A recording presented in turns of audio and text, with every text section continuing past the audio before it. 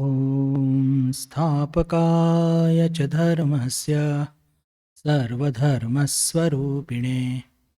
अवतारवरिष्ठाय रामकृष्णाय ते नमः। जननीं शारदां देवीं रामकृष्णं जगद्गुरुं पादपद्मे तयो श्रित्वा प्रणमामि मुहुर्मुहुः। नमः श्रीयतिराजाय विवेकानन्दसूरये सच्चित्सुखस्वरूपाय स्वामिने तापहारिणे स्वामिने तापहारिणे। नमस्कार बंधू भगिनींनो, आज भगवान श्रीरामकृष्णांच्या एका त्यागी शिष्यांचं आविर्भाव दिवस आपण साजरा करत आहोत। एखादी घटना जी आपण डोळ्यांनी बघतो किंवा कानाने ऐकतो स्वतःच्या, तिचा एक विश्वास किंवा त्याचे जे एक इम्प्रेशन आपल्या मनावरती फारच वेगळे पडत असतात। स्वामी अद्भुतानंदजी महाराज आपल्या आठवणीत एका ठिकाणी म्हणतात की मी एक दिवस बघितलं की ठाकूरांनी निरंजन महाराजांना स्पर्श केला आणि स्पर्श केला त्यानंतर सतत 3 दिवस आणि 3 रात्र ते झोपू शकले नाही आणि सतत ईश्वराचं चिंतन जप हे सतत करत होते। आणि ही घटना दक्षिणेश्वरची आहे आणि सतत 3 दिवस ते बिलकुल सुद्धा ज्याला म्हणतात पहुडले पण नाही आणि जागचे हल्ले सुद्धा नाही। ही घटना दक्षिणेश्वरी झाली असून स्वतः अद्भुतानंदी महाराजांनी ही घटना बघितलेली आहे। मुखातून सतत ईश्वराचं नामस्मरण हे सुरू आहे आणि ईश्वरीय चिंतन आणि भजन हे सगळं सतत सुरू आहे। तर या घटनेतून, आणि ही घटना कोणी बघितली आहे तर अद्भुतानंदजी महाराजांनी स्वतः बघितलेली आहे, यातून आपल्याला हे लक्षात येतं बंधू भगिनींनो की आज ज्यांचा आपण आज आविर्भाव दिवस साजरा करत आहोत, जयंती साजरी करत आहोत, स्वामी निरंजनानंदजी महाराज, त्यांची पातळी, आध्यात्मिक पातळी ही किती उंच होती। कदाचित 3 तास सुद्धा आपल्याला बसणं एक अवघड असतं, पण एका स्पर्शाने याचं जर थोडंसं जर उलगडा केला तर आपल्याला असं वाटतं की अरे भगवान श्रीरामकृष्णांकडे ती शक्ती होती। पण जर भगवान श्रीरामकृष्णांकडे ती शक्ती होती, पण जी ग्रहण करणारी व्यक्तीसुद्धा तितकीच त्यांची ती पात्रता आणि योग्यता होती, हे आपण लक्षात घेतलं पाहिजे। असो, भगवान श्रीरामकृष्णांचे हे त्यागी शिष्य स्वामी निरंजनानंदजी महाराज, यांचं अजून एक वैशिष्ट्य बघितलं तर आपल्याला लक्षात येतं की भगवान श्रीरामकृष्णांचे जे 6 ईश्वर कोटी शिष्य होते त्यांच्यापैकी हे एक। स्वामी विवेकानंद स्वतः, राजा महाराज, त्याच्यानंतर प्रेमानंदजी महाराज, निरंजन महाराज, योगानंदजी महाराज आणि पूर्णचंद्र घोष, एक हे ग्रही भक्त होते। हे 6च्या 6 ईश्वर कोटी होते। ईश्वर कोटीचा अर्थ काय असतो तर भगवान श्रीरामकृष्ण स्वतः सांगतात की ईश्वर कोटी म्हणजे की जे जन्मापासूनच निर्दोष असतात, जन्मापासूनच त्यांचं पावित्र्य हे अक्षुण्ण असतं, ते कधी पण कोणत्याही मायिक प्रलोभनाला बळी पडत नाही। पूर्णपणे ज्याला म्हणतो की एकदम बिलकुल जसा एक लहान मुलगा असतो, निर्दोष असतो तो एकदम, आणि त्यांचा ते निर्दोषपणा त्यांच्या बिलकुल शेवटपर्यंत त्यांच्या जीवनात तो अक्षुण्ण होता। असे हे सगळे ज्याला म्हणूया आपण ईश्वरकोटी होते। आणखीन म्हणजे यांचं वैशिष्ट्य असं या ईश्वरकोटींचं की हे ईश्वराचं कार्य त्यांना सहाय्य करण्याकरता त्यांचं येणं असतं। एक छोटासा प्रश्न मनामध्ये येऊ शकतो की ईश्वरकोटी आणि अवतारमध्ये काय अंतर असतं, तर अर्थातच अवतार ही श्रेणी अतिशय उच्च असते। आणि अवतार जर म्हटलं तर अवतार म्हणजे स्वामी विवेकानंद अवतारची परिभाषा त्यांना सांगतात तशा तर अवताराच्या खूप अनेक परिभाषा आहे, पण अतिशय महत्त्वाची परिभाषा जी आपण याचे चिंतन करूया, की अवतार हे कपालमोचन असतात. कपालमोचन म्हणजे काय? आपल्या प्रत्येकाचं कर्मफळ असतं आणि असं म्हणतात, की कर्मफळ कोणी अ, पुसू शकत नाही. पण ही शक्ती अवतारांमध्ये असते आणि ज्याला म्हणतो, की ईश्वर कोटीमध्ये ही शक्ती नसते. ही शक्ती म्हणजे कपाळ पुसण्याची म्हणजे कर्मफळ पुसण्याची शक्ती ही अवतारांमध्ये असते, ईश्वर कोटीमध्ये नसते. तर ही परिभाषा एक देतात स्वामी विवेकानंद. असो, तर हे स्वामी निरंजनानंदजी महाराज हे एक ईश्वर कोटी त्यागी शिष्य भगवान श्रीरामकृष्णांचे. यांची पहिली भेट जी घडते भगवान श्रीरामकृष्णांबरोबर, ती एक एक फारच गमतीशीरच एक घटना आहे, की लहानपणापासूनच ते भूतांचा खेळ करण्याचा एक ग्रुप असतो, की ते प्लेनचेट करतात आणि त्या भूतांना बोलवतात आणि काहीतरी प्रश्न विचारतात आणि काहीतरी मग त्यातून काहीतरी उत्तर त्यांना सापडतं आणि मग लोकांकडनं पैसे घ्यायचे वगैरे, असं तो एक प्लेनचेट ज्याला म्हणतो. अशा प्रकारचे एक ज्याला म्हणतो, की भूतखेतांचा तो एक प्रयोग करणारा एक तो कळप असतो. त्या कळपामध्ये त्यांचे काका असतात आणि त्यांच्याबरोबर हा नित्यनिरंजन फिरत असतो.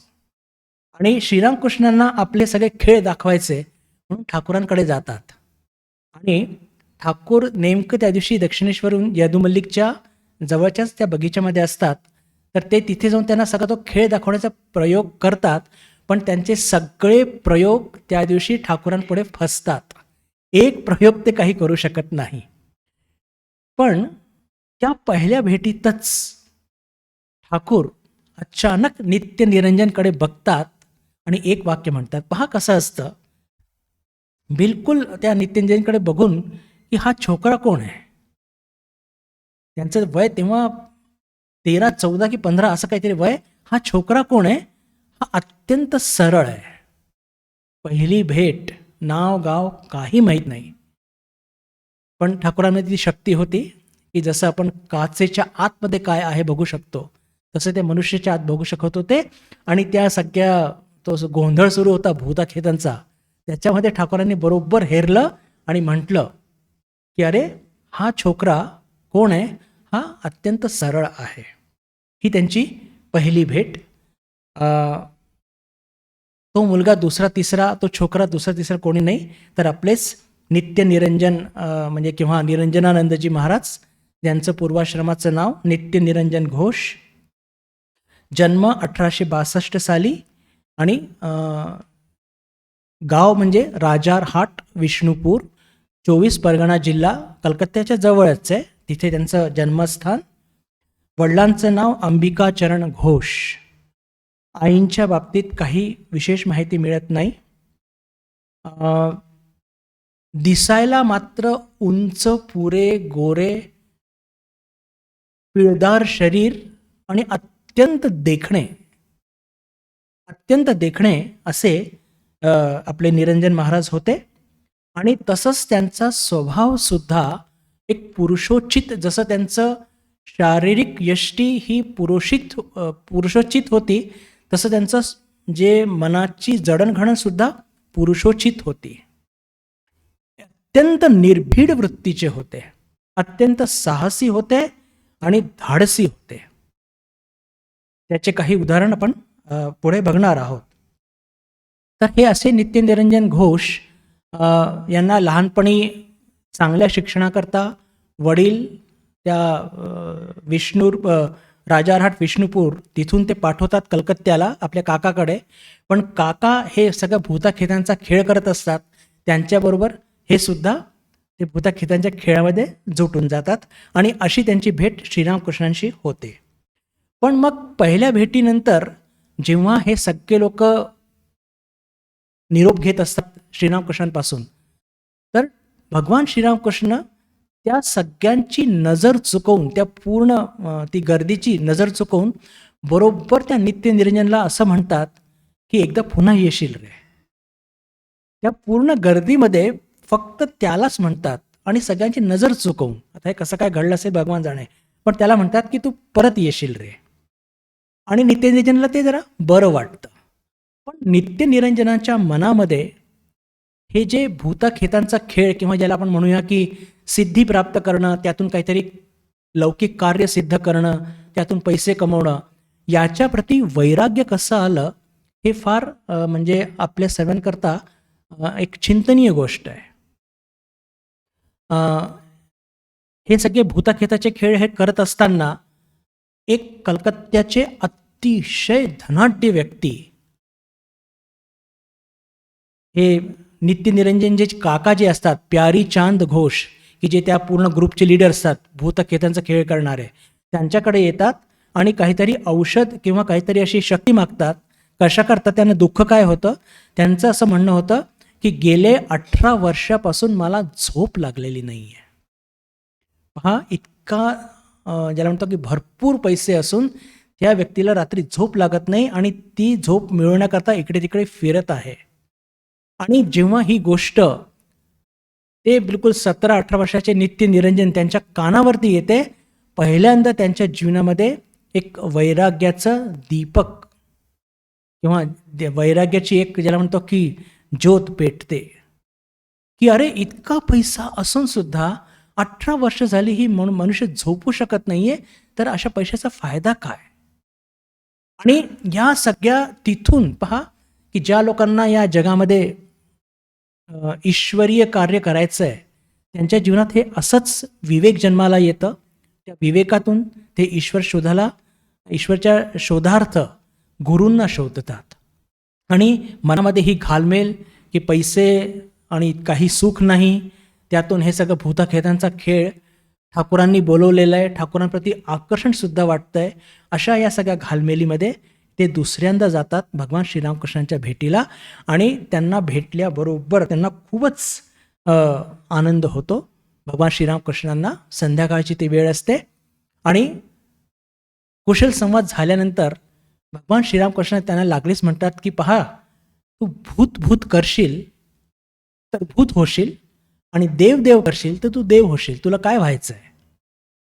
मनामध्ये विवेक जागृत झालेला आहे, वैराग्याची ज्योत पेटलेली आहे आणि लागलीच उत्तर देतात की नाही, मला देव व्हायचं आहे. तर तेव्हा भगवान श्रीरामकृष्ण म्हणतात की मग ते सगळं ते भूतखेतांचा खेळ तू सोडून दे.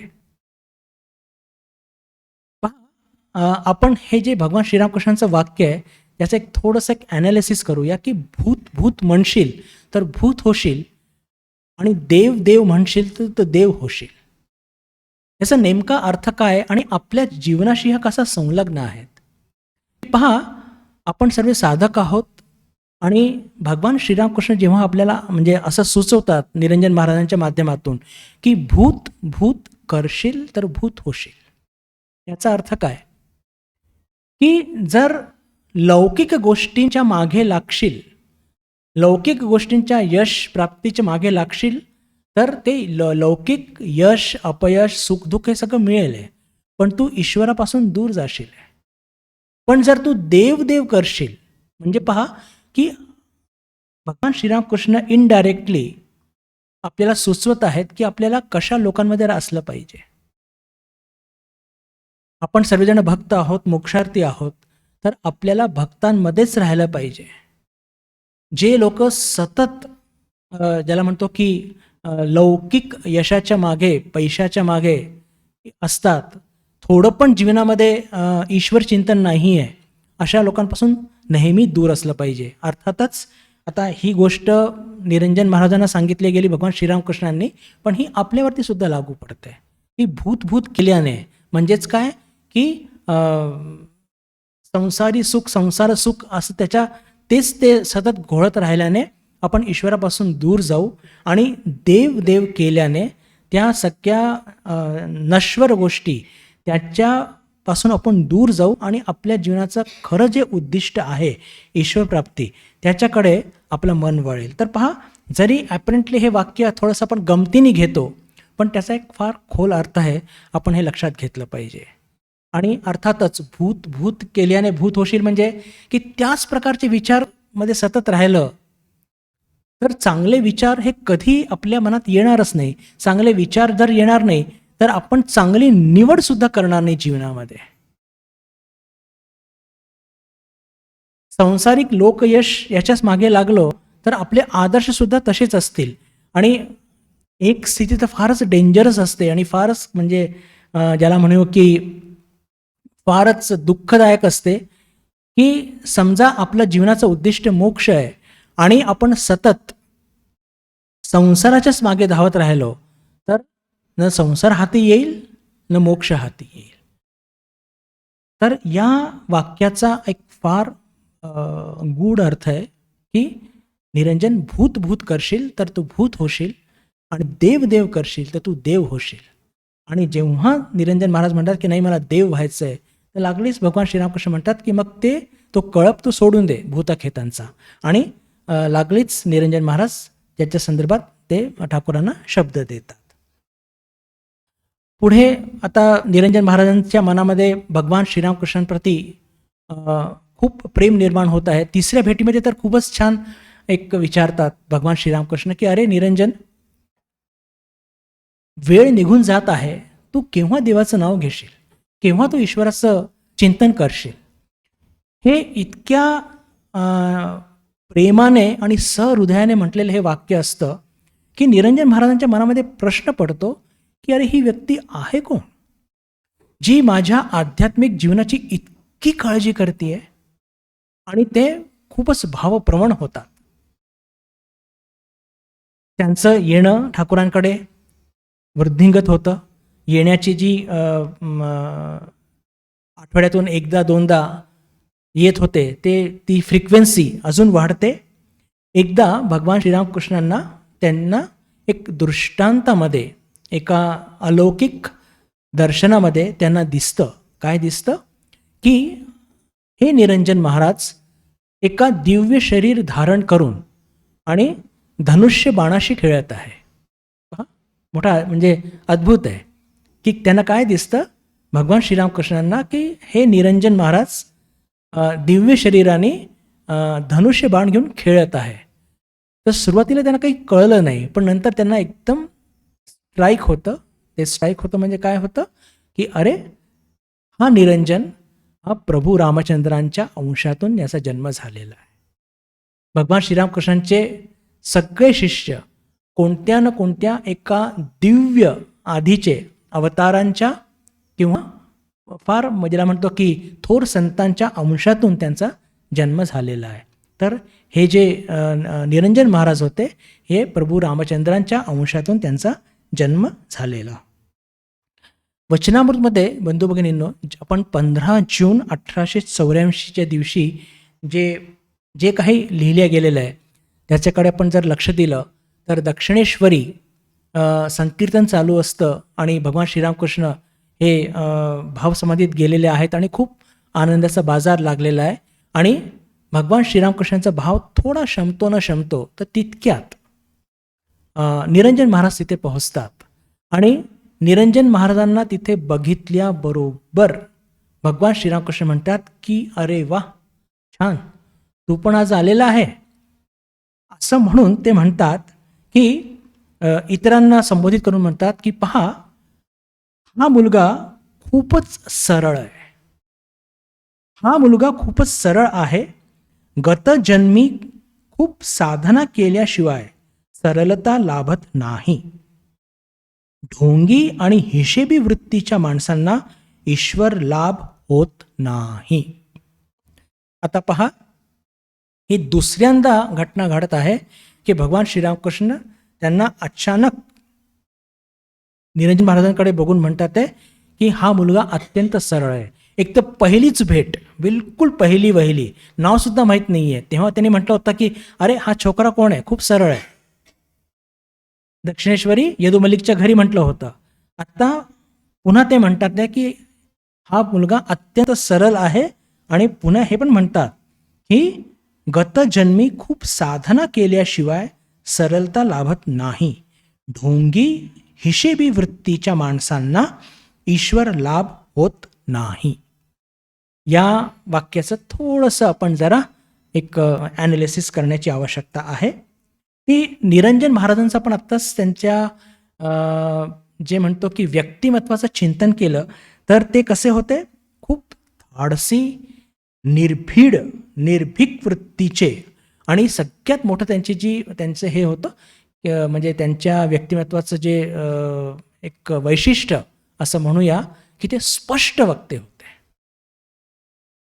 जे आहे ते थेट समोरासमोर बोलतील, मागे वगैरे असं काही बोलणार नाही. त्याचे काही उदाहरण घेऊया, त्यातून आपल्याला लक्षात येईल. हां, म्हणजे ठाकूर एकाला सरळ म्हणतात आहे, तर त्याचा नेमका अर्थ काय असतो हे पण समजण्याचा प्रयत्न करूया. तर त्यांची वृत्ती आहे निर्भीड, निर्भीक, धाडसी आहेत, स्पष्ट वक्ते आहेत. एकदा ही घटना आपल्या सगळ्यांना माहिती आहे, फक्त आज महाराजांची त्यांचा आविर्भाव दिवस आहे, त्यांची जयंती असल्यामुळे आपण या सगळे चिंतन करत आहोत की एकदा बोटीने ते कलकत्त्याहून दक्षिणेश्वरी येत असताना त्या बोटीमध्ये काही लोक भगवान श्रीरामकृष्णांच्या बद्दल फार वाईट साईट बोलत होते आणि ते सांगत होते की अरे ते काही त्यागी वगैरे काही नाही, चांगले खातात पितात, तक्क्या लोड घेऊन बसलेले असतात आणि शाळेकरी मुलांचं डोकं बिघडवत असतात वगैरे वगैरे बोलू लागले. तर निरंजन महाराजांनी आधी यथाशक्ती भगवान श्रीरामकृष्णांच्या बाजूने काही बोलण्याचा प्रयत्न केला, पण जे काही लोक होते ते ऐकायला मुळीच तयार नव्हते. आणि आपण आत्ताच चर्चा केली की त्यांचं शरीर फार पिळदार होतं आणि ज्याला म्हणतो स्टाउट बॉडी होती एकदम. तर ते इतके चिडले की ते बिलकुल त्या बोटीच्या मध्ये गेले आणि नेमकी बोट बिलकुल गंगेच्या मध्ये होती आणि आत्ताच्या आत्ता ही बोट मी बुडवून टाकणार. आणि त्यांना स्वतःला खूप चांगला पोहता येत होता. तर त्यांनी ती पूर्ण बोट हलवायला सुरुवात केली आणि एक पिळदार दांडगट शरीर आणि पूर्ण बोट हलू लागली. सगळे लोक घाबराघुबराहून ओरडू लागले. लोकांनी त्यांची क्षमा मागितली आणि कसं बसं करून आधी तिथे म्हणजे ऐकायला तयार नव्हते, पण त्यांनी ते क्षमा स्वीकार केली आणि बोट दक्षिणेश्वरी पोहोचली. आणि ठाकूरांच्या कानी जेव्हा ही बातमी गेली, ठाकूर खूप नाराज झाले आणि निरंजन महाराजांची खूप कान उघडणी केली की अरे ते साधारण जीव, त्यांना माझ्याबद्दल काय कळत आहे आणि कोणी काही बोललं तर तुला इतकं चिडायची काय आवश्यकता आहे. आणि लक्षात ठेव की हा जो क्रोध असतो हा अत्यंत आध्यात्मिक जीवनाकरता फार घातक असतो आणि त्यांची समजूत घालतात, पण नाराज खूप होतात भगवान श्रीरामकृष्ण, कारण की एवढा मोठा नाहीतर अपराध त्यांच्या हातातून घडला असता. असो, तर ही घटना घडली. आणि दुसरी अजून एक घटना सांगतो की त्यातून निरंजन महाराजांची स्पष्ट वक्तेपणा हे आपल्याला लक्षात येतो आणि धाडसीपणा पण लक्षात येतो. भगवान श्रीरामकृष्ण जेव्हा श्यामपुकूर बाटीला असताना आणि काशीपूरला असताना त्यांची खोली पहिल्या मजल्यावरती होती, दोन्ही ठिकाणी. आणि लोक वेळी अवेळी यायचे आणि ठाकूरांना त्रास होऊ नये म्हणून सगळ्यांनी नक्की केलं, म्हणजे जे डायरेक्ट डिसायपल्स होते, जे त्यागी शिष्य होते भविष्यातले, की गेटवरती नेहमी निरंजन महाराजच बसतील, म्हणजे लोक कोणी आलं वेळी अवेळी तर त्यांना नाही म्हणायचं धाडस हा एकमेव त्यांच्यामध्येच होता. मग कोणी पण येऊ दे. एकदा तर त्यांनी रामचंद्र दत्तांना सुद्धा जाऊन दिलं नाही, ते इतके जवळ भक्त असून सुद्धा. तर ही जी एक स्पष्ट वक्तेपणा त्यांच्यामध्ये जो होता, म्हणून काशीपूरला पण आणि श्यामपुकूर बाटीला पण ते ठाकूरांच्या त्या खोलीच्या बाहेरच बसले असायचे. आणि जर ठाकूर स्वस्थ असतील, थोडे बोलण्याची त्यांना शक्ती असेल तरच लोकांना जाऊ द्यायचे, नाहीतर ते जाऊ द्यायचे नाही. ही दोन घटना मुद्दाम का सांगितली की यातून आपल्याला लक्षात येतं की निरंजन महाराजांचा स्वभाव निर्भीड, साहसी, निर्भीक, स्पष्ट वक्तेपणा होता आणि उग्र सुद्धा होता. बोटीचं आपण उदाहरण आता बघितलं, त्यातून आपल्याला लक्षात येतं की ते उग्र स्वभावाचे सुद्धा होते. पण आता आपले जे मापदंड आहेत सरळतेचे, त्याच्याकडे लक्ष देऊया. आपले काय मापदंड आहेत सरळपणाचे? की जर एखादा मुलगा मवाळ असेल, कमी बोलणारा असेल, थोडा गबाळा असेल तर अजून चांगलं, कधी कोणाचा विरोध करत नाही, विरोध केला तर इतका बिलकुल नरम विरोध करेल की बस रे बस. म्हणजे हे सगळे आपले मापदंड आहेत की हे सगळं असलं, घाबरट, थोडासा कमी बोलणारा, हे सगळे एखाद्या मुलामध्ये गुण दिसले की आपण काय म्हणतो, अरे तो फार सरळ आहे बरं, हे पहा, हे सरळपणाचे सगळे ज्याला म्हणतो की तोकडे डायमेन्शन्स आहेत, अत्यंत तोकडे. याला सरळपणा म्हणत नाही, ही आपली अत्यंत चुकीची धारणा आहे. मी पुन्हा सांगतो, गबाळेपणा, मवाळपणा, भिडस्तपणा, नको तिथे मृदुभाषीपणा, कधीही विरोध न करणारे, किंवा विरोध करतील तर खूप इतका नरम विरोध करतील की त्या विरोधाला काही अर्थच राहत नाही, घाबरटपणा, वैबापणा, हे सगळे काही सरळतेचे लक्षणं नाही. हे कुठेतरी एक वीकनेस थोडीफार असते. आणि याच्या विरुद्ध आपण बघतो की ठाकूर सतत म्हणत आहेत की माझा निरंजन अत्यंत सरळ आहे. पहिल्या भेटीतच ते ओळखतात, सांगतात, आणि पुन्हा 15 जूनच्या भेटीत ते सांगतात. आणि आपण इकडे तर बघतो की त्यांचा स्वभाव उग्र, निर्भीड, स्पष्ट वक्तेपणा त्यांच्यामध्ये बिलकुल सुस्पष्ट दिसून येत आहे. मग कोणत्या अर्थाने भगवान श्रीरामकृष्ण त्यांना सरळ म्हटलं होतं? तर आपण मग खरी सरळता कशाला म्हणतात ते थोडक्यात बघून मग पुढे जाऊया.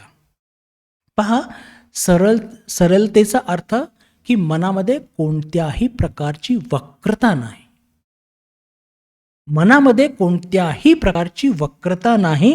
मन मुख जिथे एक, जिथे मनमुख एक, लक्षात घ्या, तिथे सरळता आहे. ही परिभाषा आहे की जिथे मनमुख एक. आपण स्पष्ट वक्तेपणाला म्हणतो की अरे, स्पष्ट वक्तेपणा म्हणजे आपल्याला असं वाटतं की हे चांगलं नाही, किंवा आपण त्याला एक थोडंसं ओरमटपणा वगैरे म्हणतो. पण निरंजन महाराजांच्या बाबतीत, किंवा स्वामीजींचं एक उदाहरण घेऊया की स्वामीजी जेव्हा मैसूरला गेले होते आपली पदयात्रा करत असताना, तर मैसूरचे राजा चामराज वाडियार त्यांचं आणि स्वामीजींचं खूप सख्य झालं. आणि चामराज वाडियार हे अत्यंत प्रभावित झाले होते स्वामीजींच्या त्या व्यक्तिमत्वातून.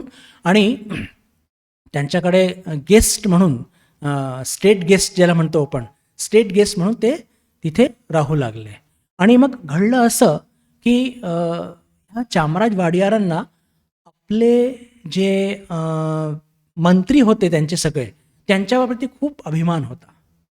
आणि एके दिवशी संध्याकाळी त्यांनी विचारलं स्वामीजींना की हो, तुमचं माझ्या मंत्रींबद्दल तुमचं काय मत आहे? स्वामीजींनी काही उत्तर दिलं नाही. पण पुन्हा त्यांनी एक 2दा 3दा हा प्रश्न विचारला. तर जेव्हा तिसऱ्यांदा त्यांनी हा पुन्हा प्रश्न त्याची पुनरावृत्ती केली की हो, माझ्या मंत्र्यांबद्दल तुमचं काय मत आहे? तेव्हा स्वामीजींनी बिलकुल थेट उत्तर दिलं की हो, मंत्री म्हणजे काय? मंत्री म्हणजे मंत्र्यासारखेच. इकडे तोंडावर तुमची स्तुती करतात आणि तिकडे सगळ्या बातम्या इंग्रज ऑफिसर लोकांना पुरवतात, त्यांचे खिसे भरतात. असं करून बिलकुल स्पष्ट ज्याला म्हणतो ना की तोंडावर सांगितलं. असं सांगितल्याबरोबर ते राजा म्हणू लागले की महाराज, इतका स्पष्ट वक्तेपणा चांगला नाही. त्यांना, माझ्या मंत्र्यांना कळेल आणि कदाचित ते तुमच्यावरती काही, म्हणजे तुमच्यावरती बेतू शकते काहीतरी. तर तेव्हा स्वामीजी बिलकुल पुन्हा तोंडावरती स्पष्ट म्हणतात, जीवाच्या भीतीने काय सत्य सांगणार नाही? तुम्ही जर मला विचारलं तुमच्या मुलाबद्दल की माझं काय मत आहे, तर मी तेच सांगेन जे मला वाटतं. याला म्हणतात स्पष्ट वक्तेपणा, याला म्हणतात सरलता. आणि हेच गुण बिलकुल आपल्याला निरंजन महाराजमध्ये बघायला मिळतात. तर सरलताचे काय काय पॉईंट्स आहेत ते थोडंसं घेऊया, कारण की हा मुद्दा फारच महत्त्वाचा आहे. की मनात कोणत्याही प्रकारची वक्रता नाही, मन मुख एक, निस्वार्थता, म्हणजे कोणत्याही प्रकारची स्वार्थवृत्ती नाही. मनामध्ये वक्रता केव्हा येते? जेव्हा आपली काहीतरी तिथे स्वार्थ किंवा आसक्ती असते. जेव्हा स्वार्थ आणि आसक्ती असते तेव्हा आपण आपल्याकडून काय होत असतं की आपण दाखवतो एक, पण आपल्या मनात असतं दुसरं. आणि त्यातून तो सरळपणा येत नसतो आपल्यामध्ये, तो वक्रता आपल्या चारित्र्यामध्ये ती निर्माण होत असते. पण ही गोष्ट निरंजन महाराजमध्ये बिलकुल नव्हती. अजून सरलताची परिभाषा म्हणजे ते सत्य प्रतिष्ठित होते. सरलताची अजून एक परिभाषा, कुठेही बद्ध नाही. बद्ध नाही म्हणजे शिशूसारखे. ठाकूर म्हणतात ना की लहान मूल हे कधी कशाला बद्ध नसतं, तिन्ही गुणांच्या पलीकडे. ठाकूर फार सुंदर उदाहरण देतात की शिशू हा बद्ध का नसतो? की त्याला काहीतरी तो खेळण्याशी खेळत आहे आणि त्याला म्हणा की ते खेळणं दे, तर लागलीच तो लपवून घेतो की नाही माझ्या बाबांनी दिलं आहे. आणि 5 मिनिटानंतर पुन्हा त्याला विचारा, तर त्याचं ते मन त्या खेळण्यापासून निघून गेलेलं असतं. मागा तर लागलीच तुम्हाला देऊन देईल तो. म्हणजे कोणत्याही गुणाच्या अधीन नसतात. तर हे महापुरुषसुद्धा हे कोणत्याही गुणाच्या अधीन नसतात. म्हणजे सत्व, रजस आणि तमस. तर हे सगळे अजून एक आहे की अष्टपाशांचा पलीकडे असतात. आपण साधारण जीव अष्टपाशांमध्ये बांधलेले असतो. तर ह्या सगळ्या गोष्टी भगवान श्रीरामकृष्णांनी बिलकुल पहिल्या भेटीतच ओळखलं होतं आणि सांगितलं होतं की अरे हा छोकरा कोण आहे, हा अत्यंत सरळ आहे. आणि 15 जूनला तर अजून पुढे सांगतात की गतजन्मी खूप साधना केल्याशिवाय सरलता लाभत नाही. ढोंगी आणि हिशेबी वृत्तीच्या माणसांना ईश्वर लाभ होत नाही. असो, तर आपण ही एक म्हणजे सरलता नेमकी कशाला म्हणतात किंवा आपले जे मिसकन्सेप्ट आहेत सरलतेबद्दल त्याची थोडी चर्चा केली. अजून एक घटना त्यांच्या संदर्भात जी आहे ती पण थोडी चर्चा करूया आणि विशेषकर ती आपल्या सर्वांच्या करता फार महत्त्वाची आहे. दक्षिणेश्वरी येत असताना अचानक निरंजन महाराजांनी येणं बंद केलं आणि ठाकूरांनी बातमी जर घेतली तर त्यांना सांगण्यात आलं की निरंजन महाराजांनी कुठेतरी नोकरी पत्करली आहे. ठाकूरांना नोकरी केलेलं मुळीच आवडायचं नाही. आणि हे कळल्यावर त्यांच्या मुखातून एक वाक्य निघालं की निरंजन मेला असता तरी मला इतकं दुःख झालं नसतं जितकी ही बातमी ऐकून दुःख होतोय की त्यांनी नोकरी पत्करली आहे. इतक्या टोकाची भूमिका ठाकूरांनी तेव्हा घेतली. मग काही दिवसानंतर जेव्हा नित्यनिरंजन येतात ठाकूरांच्या भेटीला, तर त्या या संदर्भात विचारपूस करतात. तर आपले निरंजन महाराज सांगतात की माझी आई, तिची म्हणजे मला वडील नाही आहेत आणि तिची साथ संभाळ करण्याकरता मला ही नोकरी पत्करावी लागली. हे ऐकून ठाकूर अतिशय प्रसन्न होतात, अतिशय प्रसन्न होतात. आणि तेव्हासुद्धा त्यांच्या मुखातून एक वाक्य निघतं की तेच तर म्हणू की माझ्या निरंजनमध्ये एवढं पण अंजन नाही, तर त्यांनी हे काम केलं कसं. नोकरीबद्दल इतका तिटकारा बघून एका भक्तांनी विचारलं की महाराज तुम्ही नोकरीबद्दल असं म्हणताय, पण मग आमच्यासारख्या साधारण माणसांनी करायचं तरी काय. तर तेव्हा ठाकूर म्हणतात की हे पा, ही गोष्ट मी काही तुमच्याकरता सांगितलेली नाही आहे. म्हणजेच हा जो नोकरी न करण्याचा आदर्श आहे हा भगवान श्रीरामकृष्णांनी त्यांचे जे 16 त्यागी शिष्य होते हा त्यांच्याकरता निवडलेला होता. आणि हा एकदम टोकाचा आदर्श आहे. असो, पण आता भगवान श्रीरामकृष्णांनी हा जर टोकाचा आदर्श मांडला आहे आणि त्यावेळेस तो फक्त 16 शिष्यांकरताच लागू होता असं म्हणून सुद्धा चालणार नाही. का? कारण की 16 शिष्यांप्रमाणे आपण सुद्धा मोक्षार्थी आहोत आणि हे सगळे आध्यात्मिक सिद्धांत आपल्यावरती सुद्धा लागू पडतात. मग आपण काय अचानक सगळी नोकरी धंदा सोडून द्यायचा का? नव्हे. आधी आपण हे जाणून घेऊ की ठाकूर नोकरीबद्दल इतके त्यांच्या मनात तिटकारा का होता. तर त्यांचं असं म्हणणं होतं की सतत नोकरी केल्याने एक गुलामीची वृत्ती कळत नकळत निर्माण होत असते आणि साधकाचं व्यक्तिमत्व किंवा त्याचं चारित्र्य हे आक्रसून जातं. आणि एकदा चारित्र्य किंवा व्यक्तिमत्व आक्रसून गेलं तर अशा व्यक्तिमत्वाची उन्नती व्हायला बराच उशीर लागतो. आणि विशेषकर सांसारिक सुखाकरता कोणत्याही प्रकारची गुलामी पत्करणं हे फार महत्त्वाचं आहे. बरं, सांसारिक आणि हे सगळ्यांना लागू पडतं. म्हणजे अर्थातच ठाकूरांनी तो टोकाचा आदर्श जरी ठेवला होता 16 शिष्यांकरता, पण कुठेतरी तो आपल्या सर्वांना लागू पडतो आहे. ठाकूरांना जे एक ज्याच्यावरती ऑब्जेक्शन होतं, सिरियस ऑब्जेक्शन होतं की सांसारिक सुखाकरता कोणत्याही प्रकारची गुलामी पत्करणं हे त्यांना मान्य नव्हतं. हे त्यांना बिलकुल मान्य नव्हतं आणि म्हणून ते म्हणतात की म्हणजे जर चारित्र्यामध्ये गुलामी जर आली तर अशा प्रकारच्या गुलाम म्हणजे ते व्यक्तिमत्व ते आक्रसून जातं आणि त्यातून प्रगती ही फारच म्हणजे ज्याला म्हणतो की स्लो होत असते. तर मग आता प्रश्न निर्माण होतो की सामान्य भक्तांनी करायचं काय? उचलून तर नोकरी सोडू शकत नाही, कर्तव्य आहेत. पहा, तर त्याचं एक जे सॉल्युशन किंवा चिंतन केल्याने आपल्याला लक्षात येतं. रामकृष्ण संघाचे वरिष्ठ स्वामीजी सांगतात की म्हणजे भक्तांनाच उद्देशून ते सांगतात की अध्यात्म म्हणजे त्याचे टप्पे असतात. जसं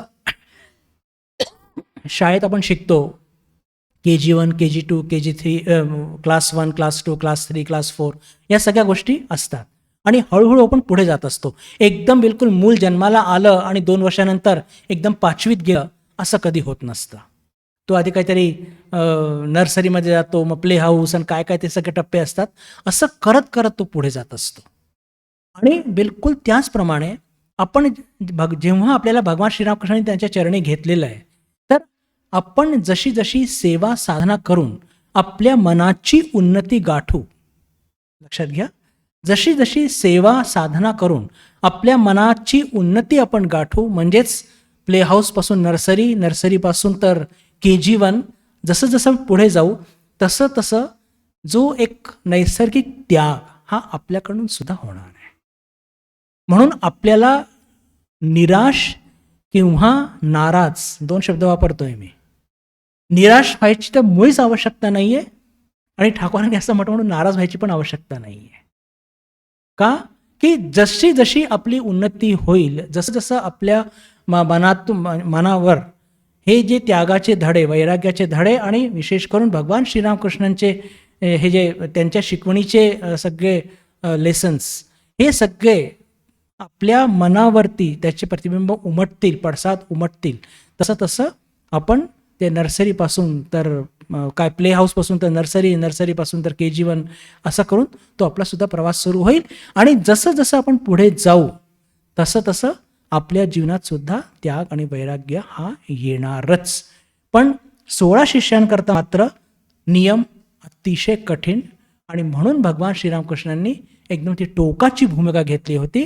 आणि आपण आत्ताच चर्चा केली की हे सगळे जे त्यागी शिष्य होते हे कोणत्या ना कोणत्या एखाद्या डिवाईन इन्कार्नेशनच्या अंशातून जन्माला आले होते. त्यांच्याकरता ते शक्य होतं. अचानक त्याग करणं हे जे दिव्य महापुरुषांकरता शक्य होतं. तितकी आपली मनाची स्थिती आज नाही आहे. पण ठीक आहे, जर मी आज KG1 मध्ये आहे आणि PhD मध्ये जाऊ शकत नाही, पण KG1 पासून KG2 पर्यंत जाऊ शकतो मी.